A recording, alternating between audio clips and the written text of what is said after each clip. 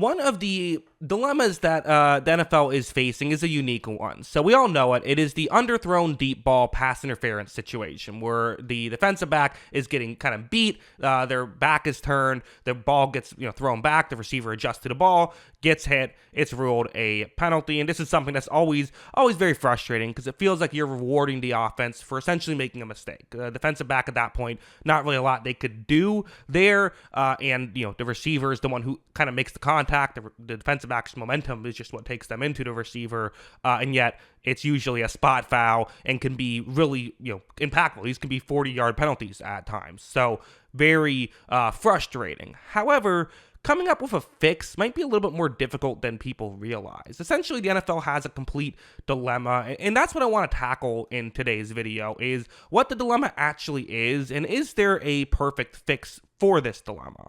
So here's the situation. We're going to use that one of the plays I showed you earlier, the Eagles play, where at this point, receiver is open down the field. There is an Atlanta player who is kind of following him a couple yards back. If this is a perfect throw, it could be a touchdown, but it's not a perfect throw. This is going to be underthrown by the Super Bowl champion, Nick Foles. I think you do have a pretty decent dilemma here because, again, you could sit here and say, well, if it's an underthrown pass and the receiver now has to adjust to the ball, well, that's not really the fault of the defensive back, so they shouldn't be punished for it. There should be a reasonable expectation for them to have momentum and be running in a specific direction.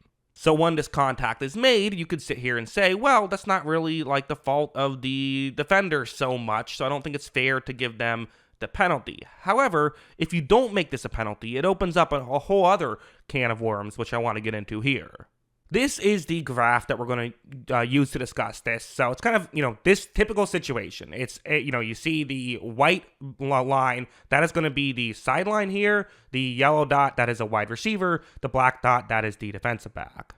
So this is what the issue is. They're both running as fast as they can down the field. And let's say you make it a rule that the defensive back's momentum can't create the penalty, right? So if it's an underthrown ball and the receiver stops and the defensive back runs into you, well, now it's not a penalty. What that essentially does, though, is it means that in this situation where there is the yellow dot's running down the field, if the black dot's running behind the yellow dot, essentially that's an entire section of routes you've completely taken away. As the yellow dot, you can't run a comeback route, you can't run a curl route, and in fact, even a slant route could be a little bit more difficult because perhaps when you slow down a little bit to cut, what if the black dot just kind of runs you over there? Is that now allowed, right? I think to fix this rule, it's going to have to take some really clear wording and make it very clear if you do want to say, because again, I think I kind of agree. It is annoying that these underthrown passes can actually create deadly situations when they're usually unintentional. But again, sometimes they are intentional too. So a comeback route is a thing. So what do we do? Well, let's say the ball is going to land there. That's where the ball is going to land. The receiver notices this. The black dot does not notice this because they're running from behind. Well, what you can do is, again, like I said, there's kind of this dilemma of, do you either make it easier on the receiver by saying, it's just a pass interference like what we have today, or do you have it the other way around of, hey, quarterback, make the throw. It's your fault, and comeback routes are now hard. It is what it is. But I was trying to think of potential better fixes than that, so I decided to come up with one that I think could potentially work. It's just an idea. I don't know if this, again, I feel like every time I come up with an idea for something, people hate it, but we'll just see what you think of this one. What if there was this situation where the black dot essentially has to give a lane for the receiver to run backwards? Now, you don't have to necessarily. For example, if the ball is never underthrown and you're running directly behind the receiver, that's totally allowed. But you do have to allow for the receiver to cut back if they want to. So and again, a lot of times this is actually what you see happen, what a defensive back wants to do. This is maybe a potential better fix because it does now allow for, sort of pure comeback routes to work. Now, I think people would obviously argue, well, you're still kind of doing the same thing, right? You're just shifting the lane for where the receiver can't go.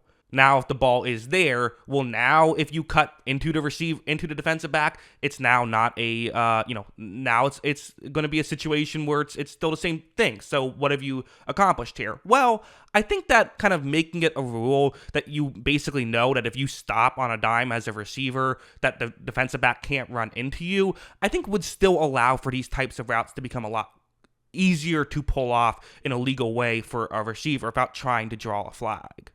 I think it is, a couple things that are worth mentioning. This isn't an issue when the defensive back is in proper position. Like, you look at all these examples of this being an issue, it's always because the receiver is open down the field, and it's because the defensive back is basically, they can't play the ball anymore. Like, again, you go back to the obvious situation of an underthrown deep ball. If a defensive back is in a good position, usually those end up in interceptions.